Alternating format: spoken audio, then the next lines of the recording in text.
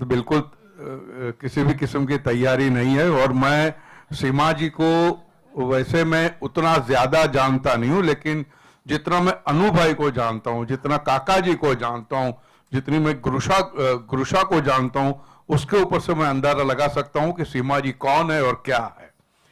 और दूसरी बात यह है कि मैंने सीमा जी के साथ थोड़ा बहुत इंटरेक्ट किया हुआ है, तो मुझे एक बात का तो पता है कि वेरी इंटेलिजेंट और जिंदगी को बिल्कुल करीब से जीने वाले, देखने वाले लोग हैं ये। बट आत्मकथा लिखना बहुत कठिन काम होता है। झूठ बोलो तो पाप लगे और सच बोलो तो आग। और आपको जरूरी होता है आत्मकथा जब लिखते हो तो प्रामाणिक होना, ऑनेस्टी के साथ, तब जाके आपकी छवि उभर के आती है, निखर के आती है। लेकिन आप जब अपने बारे में प्रामाणिक होते हो तो जिसके बारे में लिख रहे हो उसकी भी छवि उभर के आती है।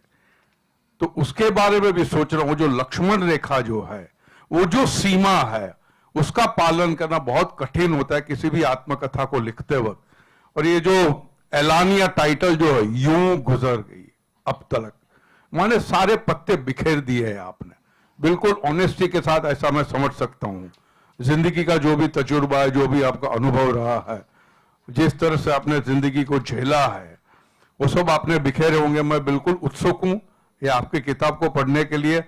और दूसरी बात मैं यहाँ पे ये भी कह दूं कि मेरे नसीब में आप इतनी अच्छी लेखिका है, मुझे रूमी भाई बार बार कहते हैं, अनु भाई भी बार बार कहते हैं, और जो अपने खैर साहब जो बोल के गए कि पूरा फैमिली कमाल है यार। अनु भाई के साथ तो मैंने काफी वक्त निकाला है। जब मेरी 70 किलोमीटर की राइड होती थी काकरापाड़ा से लेके बारडोली तक सरदार के टाइम, तो मैंने भी 5 घंटे का मेकअप किया हुआ रहता था। अनु भाई भी सुबह 3:30 बजे से लेके जब 8 बजे गाड़ी में बैठते थे, तो मैं खाली अनु भाई से एक ही पूछता था, अनु भाई वो जो लैला मजनू में जो डायलॉग जो था उसका क्या मतलब है? 70 किलोमीटर कहां खत्म हो जाते थे मुझे पता भी नहीं चलता। और मैं जब उतरता था इतना ज्ञान मिलता, मैंने बहुत कुछ सीखा है ऐसी संगत करके। तो मुझे यही मेरी उम्मीद है कि मैं कभी आपका कुछ लिखा हुआ मैं कुछ परफॉर्म कर सकूं फिल्मों में। तो ये क्योंकि मैं तो उसी तरह से वो क्या कहते, यही मेरी अभिव्यक्ति रहेगी। Thank you very much. And मैं परेश जी से कह रहा था, यहाँ तो सब लोग इतना अच्छा बोल रहे हैं, हम क्या बोलेंगे? सब इतना अच्छा संवाद बोल रहे हैं, बड़ा मुश्किल है। वो चीफ गेस्ट आ गए अन्नू कपूर जी? नहीं आए? अच्छा।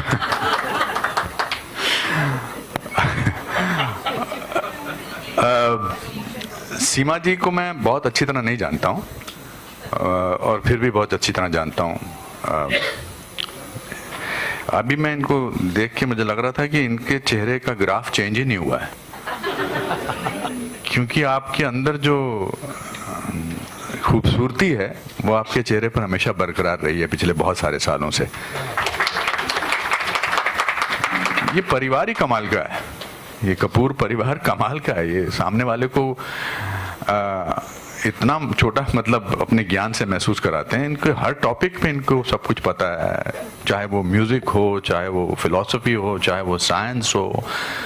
रंजीत भाई, अनु, आप सब लोग इतना अच्छा, गुरुशा आप कितना अच्छा आप लाइफ को जानते हैं और कितना अच्छा समझते हैं। और उसकी खासियत यह है कि आपके माता पिता और आपका, मैं ये पैम्फलेट पढ़ रहा था, और कितना अच्छा आपने अपनी मौसी की लास्ट मोमेंट्स के बारे में लिखा है।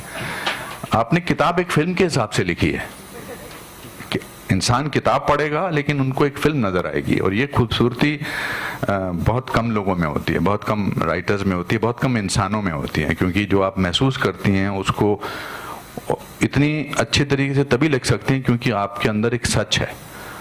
और सच को सच बनाने के लिए 2 लोगों की जरूरत होती है, एक जो सच बोल सके, जो सच, दूसरा जो सच सुन सके। और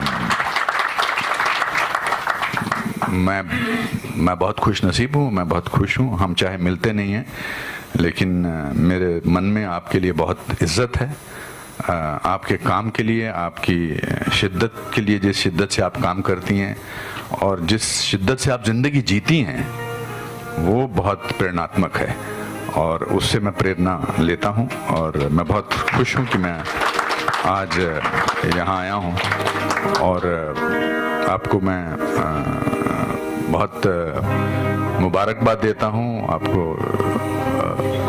ये बेटा म्यूजिक के बगैर भी अच्छा बोल रहा हूँ, फिक्र मत कर।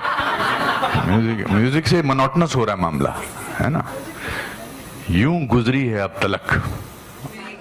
खैर सबसे पहले तो I am quite overwhelmed with all what I have heard from different people who spoken about the family, about her, and I feel blessed that I have got to know her. I thank Ruby to have introduced me to her. I, on behalf of my two daughters who've grown speaking the language, Hindi language, the credit goes to, a lot of credit goes to her. Again, Ranjit, who was part of the same family, he was very closely associated with us. When Anil was making his career, he too has contributed. It's always been enriching to be with this family, the members of this family. अनु ने जो मिस्ट्रेंड में काम किया था वो लोग आज भी याद करते हैं। मैं समझता हूँ मैंने कुछ अच्छा किया होगा कि इनसे मेरी मुलाकात हुई, और मैं समझता हूँ कि ये ताल्लुकात आगे बढ़ते रहें तो और ज़्यादा मैं सीख पाऊँगा इनसे। सीखना कोई एकेडमिकली सीखना नहीं होता है। जो तजुर्बे होते हैं लोगों के, रूबी गुनी लोगों के, उनसे आदमी ज़्यादा सीखता है। तो कुछ मैं सीखा हूँ, कुछ मेरे बच्चे सीखे हैं, और ये ताल्लुकात बढ़ते रहें ताकि मैं और कुछ सीख पाऊँ। इससे ज़्यादा मैं क्या बोलूँ। मैं शुक्रगुजार हूँ ऊपर वाले का कि मैंने इन लोगों से मिला, इनके परिवार से बहुत कुछ सीखा। आज इन्होंने अपनी बुक लॉन्च की है, उसके लिए बधाई हो। और मेरे तरफ से गुड विशेस है इनको और इनकी तमाम फैमिली को। इनकी जर्नी बहुत कमाल की रही है और आगे चल के भी मेरे अलावा वो लोगों को ये एनरिच करेंगे। Thank you. सबसे पहले तो सीमा दीदी को बहुत बहुत मुबारकबाद इस आत्मकथा के प्रकाशन के लिए। बहुत दिन से सोच रही थी और लिखना शुरू किया था, तो बहुत सारी बातें जो आप इसमें देखेंगे, सुनेंगे, पढ़ेंगे, वो सब उनकी अपनी आप बीती है। और बहुत सारी चीज़ें जो मैं जानती हूँ, जो मेरे साथ उन्होंने बहुत बार जब हम बैठते थे, तो अब भी जब हम बैठते हैं तो वो शेयर करती हैं अपनी यादें, और बड़ा हम लोग खूब हंसते हैं और खूब उन बातों को याद करके, इवन कि वहाँ तब के गाने जो हम लोग शेयर करते हैं, और मेरी चॉइस और उनकी चॉइस बहुत ही मिलती है, और उस चीज़ को हम लोग खुद गुनगुनाते हैं जब हम साथ होते हैं। तो ये एक आत्मकथा है, ये उनकी अपनी आप बीती है, जिसको उन्होंने लिखा है, जिसको अल्फाज दिए हैं, शब्द दिए हैं, और इसमें कोई झूठ नहीं है, क्योंकि किताबें लिखी जाती हैं उसमें बहुत कुछ कहानियाँ होती हैं। ये कहानी नहीं है, ये आत्मकथा है, ये आप बीती है।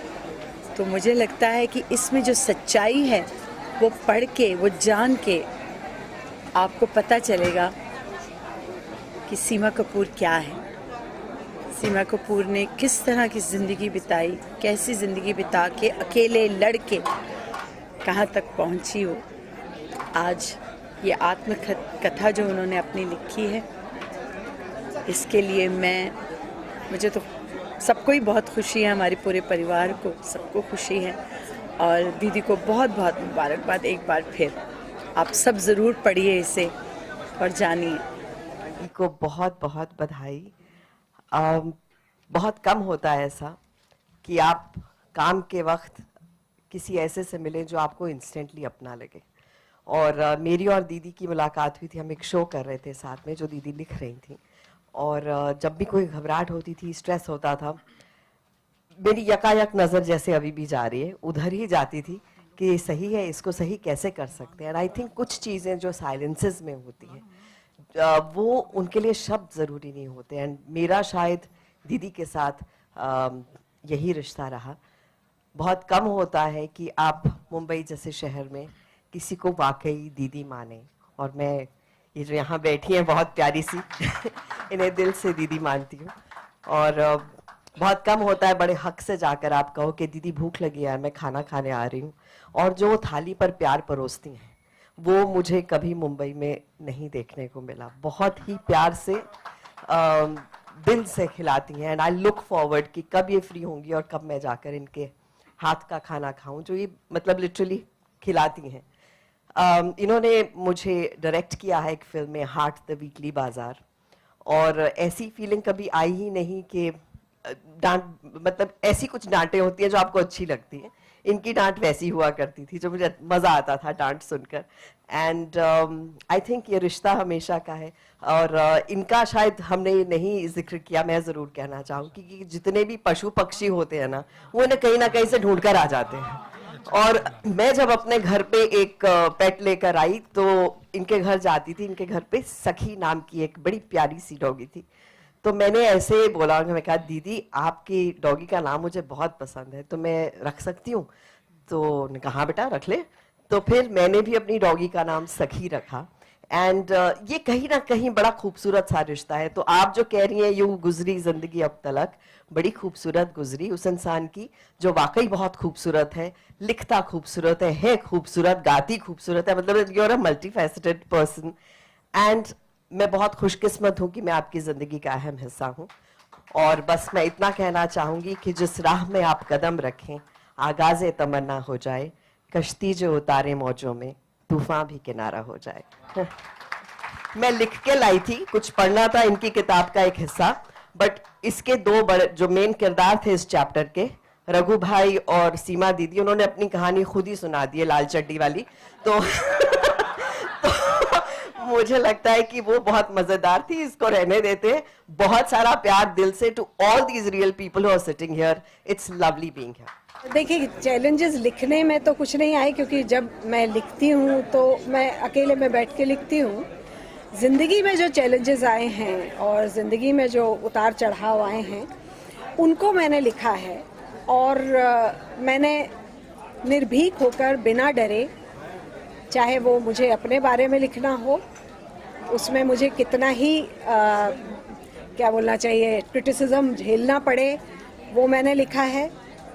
उसी तरह मैंने दूसरों के बारे में भी जो मेरा नज़रिया था वो लिखा है। उसमें भी चुनौतियां थी मुझे ये कहने की कि मैं क्या कहूँ दूसरों के बारे में और क्या नहीं कहना चाहिए। उनकी मर्यादा रखते हुए, ग्रेस रखते हुए, मैंने मेरे साथ जो भी घटनाएं हुए हैं ज़िंदगी में, जो चुनौतियां आई हैं, वो मैंने। मैम, कई सारी चीज़ें आपकी लाइफ के बारे में पता है और कई सारी चीज़ें लोगों को नहीं भी पता है, तो ये बुक के थ्रू उनके तक पहुंचेगी जो आपके फैंस हैं। जी। सबसे पहले मैं जब ये बुक अपनी आत्मकथा लिख रही थी तो सबने मुझे कहा कि इसे एक फिक्शन की तरह लिखो, क्योंकि बहुत सारे ऐसे प्रहार हैं सोसाइटी पे हमारे साथ, और बहुत सारी ऐसी चीज़ें हैं जैसे चाइल्ड अब्यूज़ है, जैसे पुरी साहब और मेरा रिश्ता किन रास्तों से गुज़रा है, क्यों हुआ है। तो ये सब चीज़ें मत लिखो, क्रिटिसिज्म झेलना पड़ेगा। तो मैंने कहा नहीं, अगर मैं इसको फिक्शन बना दूंगी तो इसकी सत्यता जो है ना वो झूठी हो जाएगी। तो जब तक आप ये साहस नहीं लेते, ये हिम्मत नहीं लेते हैं कि नहीं, मैंने अगर गलत कुछ हुआ है मेरे साथ, वो शर्म की बात नहीं है, मुझे उसको दुनिया के सामने आना चाहिए, क्योंकि जो और लोगों के साथ हो रहा है कम से कम उनको प्रेरणा मिले और उनको हिम्मत मिले कि ऐसा भी आप सच कह सकते हैं। बहुत सारी चीज़ें लोग जानना भी चाहते हैं, लेकिन आपको लगता है कि बुक के थ्रू जो है कई सारे जो फिल्म मेकर्स है उसके भी अप्रोच आएंगे, इसको बड़े पर्दे पर उतारा जाए इस कहानी को, अगर उस बारे में कुछ शेयर करें तो क्या आप तैयार हैं इस कहानी को? वो बहुत बाद की बात है, मुझे नहीं लगता है कि पहले लोग पढ़ें तो सही, उसके बाद ये आगे की बात होगी। मैम आज के दिन बात करें, काफ़ी बड़ा दिन है आज आपके लिए, अपने परिवार के लिए, काफ़ी सारे लोग इमोशन आपको जो जरूरी सब पता है आपको, कैसे फिल्म के नेक्स्ट पार्ट को कुछ लिखने वाले हैं इसके अलावा भी? अब देखिए, यहाँ तक की तो कहानी मैंने लिख दी है, अब मुझे नहीं मालूम है मेरी ज़िंदगी और कितनी बाकी है। 65 साल की तो हो गई हूँ मैं, अब कितना मुझे 5 साल जीना है, 10 साल जीना है, और उनमें क्या क्या ज़िंदगी के चैलेंजेस आएंगे मुझे नहीं मालूम है। तो आगे की तो बात मैं नहीं बता सकती हूँ कि आगे क्या होगा क्या नहीं होगा। मैं ये चाहती हूँ जो हो गया है, गुजर गया है, उसी को आप लिख सकते हैं। भविष्य तो ईश्वर के अलावा और किसी को नहीं मालूम है। जाते जाते एक मैसेज दे सकते हैं मैम अपने युवा को? क्या बात है, क्या बात है, आइए। सीमा में इंडस्ट्री से इतने सारे लोग हैं, अनु सर हमेशा से आपको सपोर्ट करते आए हैं, और आपके बायोग्राफी के दौरान इतने सारे लोग सपोर्ट करने आए, कितना लकी मानते हैं खुद को, और क्या कहना चाहेंगे? मैं बहुत लकी हूँ कि मैं ऐसे माता पिता की संतान हूँ जो जीते जागते साधु संत थे, जो कला क्षेत्र में जिन्होंने अपना सर्वस्व त्याग के कला की सेवा की, और उनको ये भी नहीं मालूम था कि वो कला की सेवा कर रहे हैं। कोई नाम नहीं हुआ उनका, लेकिन वो पूरी ज़िंदगी कला की सेवा करते रहे। हमारी सुबह होती थी, सुबह के राग के साथ जो माँ चाय बनाते हुए गुनगुनाती थी, और शाम होती थी शाम के राग के साथ जब माँ पूजा करती होती थी। तो ये एक मैं अपने आप को आज साहस के साथ, कॉन्फिडेंस के साथ जो बात कर पा रही हूँ, उन्हीं की देन है।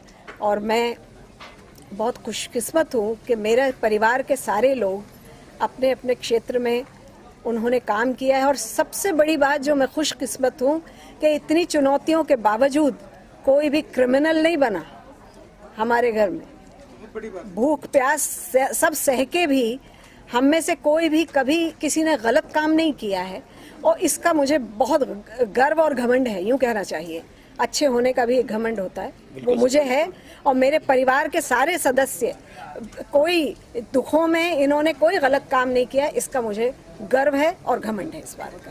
अनु सर, आपसे जानना चाहूँगा, जब मैम ने आपको बताया कि मैं पहली बार अपनी बायोग्राफी, क्योंकि लोगों ने मीडिया में बहुत सारे न्यूज़ेस पढ़ी है, लेकिन जो सही कहानी है वो बुक के थ्रू आने वाली है, तो आपका क्या रिएक्शन था? क्या आपने कुछ बातचीत की मैम के साथ? नहीं, इस तरह की कोई बात नहीं। देखिए, बहन के साथ क्या बात करनी है, उसकी ऑटोबायोग्राफी कैसी होगी और क्या होगी, इस सिलसिले में कोई बात नहीं है।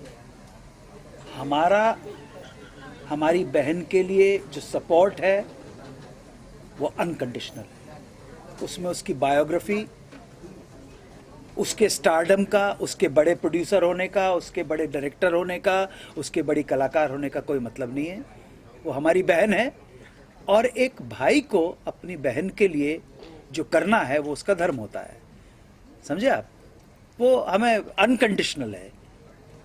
तो ये नहीं भैया? हाँ जी, बिल्कुल। रघुवीर सर, आप क्या कहना चाहेंगे? आपने जो है कुछ कहानियाँ जो कि बहुत नॉस्टैल्जिक भी महसूस किया होगा आपने, अगर कुछ शेयर करें कि क्या कहना चाहेंगे सर इस बुक के बारे में? क्या शुभकामनाएं होंगी आपके?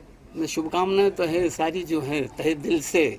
मैं तो क्या कहूँ, मैं तो गुड्डो की सीमा बोल ही नहीं पाता, मैं आज तक नहीं बोल पाया मैं। और जब इसने बताया कि मैं आत्मकथा लिख रहा हूँ तो मैं घबरा गया एक्चुअली, क्या लिखेगी ये। और क्योंकि मैंने इसे हमेशा हंसते हुए देखा है, हम बड़ी मुफलिसी में जिए हैं हम लोग, और मुफलिसी के वाकई आज भी हम कभी बात करते हैं तो वो मुफलिसी के दिन सबसे खूबसूरत आज नज़र आते हैं हमें मिलते 2-2.5 रुपये ही थे, और ज़्यादा कहने को 2-2.5 होते थे, मिलते 8 आने और 4 आने ही थे। उसी में हम मिल बांट के हम लोग खा लेते थे, रहते थे, और 24 घंटे हंसते रहते थे। हमें कभी जो तकलीफ़ों का मज़ा हमने उस वक्त लिया, और ये गुड्डो, ये बहन मेरी, ये तो हंसाने में इसकी तो मास्टरी है। हम भूखे बैठ के और एक दूसरे की शक्ल देख के हंसने लग जाते थे, तो हम खाना पीना सब भूल जाते थे। तो ये जो रहा है तो जाहिर है ये जो इसने लिखा है, यूं गुजरी है अब तलक, वाह क्या गुजरी है। और इसने इतने खूबसूरत अल्फाजों में लिखा, मुझे तो बोलना भी नहीं आता। मेरे तो अल्फाज में तो बिल्कुल देहाती आदमी हूँ, लेकिन जो थोड़ा बहुत बोलना सीखा है इस सोहबत में, क्यों कहीं कोई गलतियाँ करते तलफ़ुज़ मेरा ख़राब होता तो यही ठीक करती रहती थी गुड्डो। एक तो इसका म्यूज़िक का भी ऐसा कि बेसुरा होता तो ये सुर में ले आने का सारा कुछ तो ये भरा पड़ा हुआ था। तो यहीं से बस सीखते रहे, और मैं तो जल्दी से जल्दी पढ़ना चाहूँगा। सिखा के लाई हूँ कि इतनी तारीफ करो मेरी। लेकिन एक बात बता दूं मैं कि जब ये हम वहाँ मिले तो हिंदी, मैंने इसकी हिंदी की क्लास ली थी। एक मम्मी ने कहा था, हाँ मम्मी ने कहा था कि हिंदी और गणित की क्लास ली थी, तो हिंदी में। और अभी जब गणित में कमजोर थी। जो मिला था आपको उसकी चड्डी सिलवाई थी कि नहीं? चिट्ठी वो चड्डी सिलवाई नहीं थी, फड़वाई थी। वो तो ऐसे कई दिनों तक वो हमेशा नजरों में कफन ही लाल लाल ही दिखाई देता रहता, सोते जागते। जब पता लगा कि ये कहाँ से उठा के लाए हैं, बाद में भूत डराने लगे थे। चलिए अनु सर, आप क्या कहना चाहेंगे सीमा जी के बारे में, और क्या कैसे कितना वो बुक के बारे में? बुक तो पढ़ेंगे तब बोलेंगे। नहीं, बुक पढ़ने एक भाई के लिए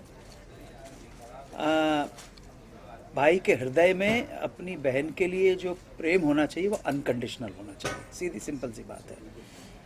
और मेरे जैसा व्यक्ति जो है, आपस में किसी चीज़ में मतभेद हो सकते हैं, मेरे किसी भाई से मतभेद हो सकते हैं, इससे मतभेद हो सकते हैं, लेकिन जब बात आती है अपने भाई या बहन के लिए लड़ने की, समझे ना, तो वहाँ पे ये नहीं देखा जाता कि तू सही है कि तू गलत है, तूने अच्छा किया कि बुरा किया। सो जब ये मुझ जैसे व्यक्ति से पूछना कि आप उनकी बुक के बारे में क्या कहेंगे, मुझे बुक से कोई मतलब नहीं है। मुझे केवल मतलब हमेशा से मेरी बहन से रहा है। वो सुखी रहे, वो खुश रहे, आबाद रहे, मुंबई रहे या हैदराबाद रहे। फैमिली, जैसा कि पूरा आपने आज का ये देखा होगा, हर एक लफ्ज़ अपने आप में एक सोना है, एक हीरा है। दीदी का जो पूरा जीवन रहा है वो कठिनाइयों से भी रहा है, लेकिन उन्होंने उस कठिनाइयों में भी आनंद उठाया। और जिस प्रकार से उन्होंने बुक लिखी, मैं तो ये मानता हूँ कि इतनी अच्छी फैमिली को जन्म देना, काका जी का और ये उनका पूरा परिवार ही ऐसा है, माँ से पिताजी से लेकर रघुवीर भैया तक हो, अन्नू भैया इतने बड़े आर्टिस्ट हैं, सीमा दीदी इतनी बड़ी आर्टिस्ट हैं। तो ये तो हमारे भारत के लिए, हमारे देश के धरोहर हैं ये सारा परिवार। तो हमें तो इस परिवार को बहुत बड़ा थैंक यू देना चाहिए कि ये परिवार, उन्होंने, शबनम माँ ने और पिताजी ने इनको जन्म दिया सारे बच्चों को, और ये सारे पावर हाउस हैं। आप देखो आज इतना टेम्परेचर डाउन था इस हॉल का, लेकिन फिर भी गर्मी लग रही है। उसका रीज़न ही है सारे पावर हाउस एक साथ बैठे हुए, सारे पावर हाउस। रंजीत भाई के बच्चे हैं, अन्नू भाई के बच्चे हैं, सीमा दीदी हैं, सारा परिवार है। ये इतना टैलेंटेड परिवार है दोस्तों कि इनकी हिंदी, जैसा कि बोनी सर ने भी बताया आपको कि तबला किसने ठीक किया, सीमा दीदी ने। अन्नू सर की आप हिंदी देखिए, अन्नू सर की कोई भी भाषा देखिए, वो कहाँ से आई? अपनी माँ से, अपने पिताजी से। तो जो उनके माताजी और पिताजी ने धरोहर दी थी, आज तक इनको संजोए रखा है, और इससे बड़ी बात क्या हो सकती है? अब हम भारतवर्ष के नागरिक इनको संजो के रखें। Thank you so much. Madam आप क्या कहना चाहेंगे? लिखना बहुत मुश्किल होता है। जो अपना मुश्किल वक्त जो गुजरा हुआ है वो एक किताब में लिख के, मतलब एक पेपर पे लिख के बयां करना बहुत मुश्किल होता है। और सीमा जी की तो क्या ही तारीफ करें, उन्होंने जो किताब लिखी है वो बहुत अच्छी है। उसका जो किताब का टाइटल है वही बहुत बढ़िया है, वही बहुत कुछ कहता है, यूं गुजरी अब तलक, वही बहुत बड़ी बात है। एड ऑन अब इतना करते हैं कि यूं गुजरी अब तलक, ये तो जैसा था ये तो ईश्वर की देन थी, लेकिन जो आगे गुजरेगी वो दोस्तों बड़ी मजेदार गुजरेगी।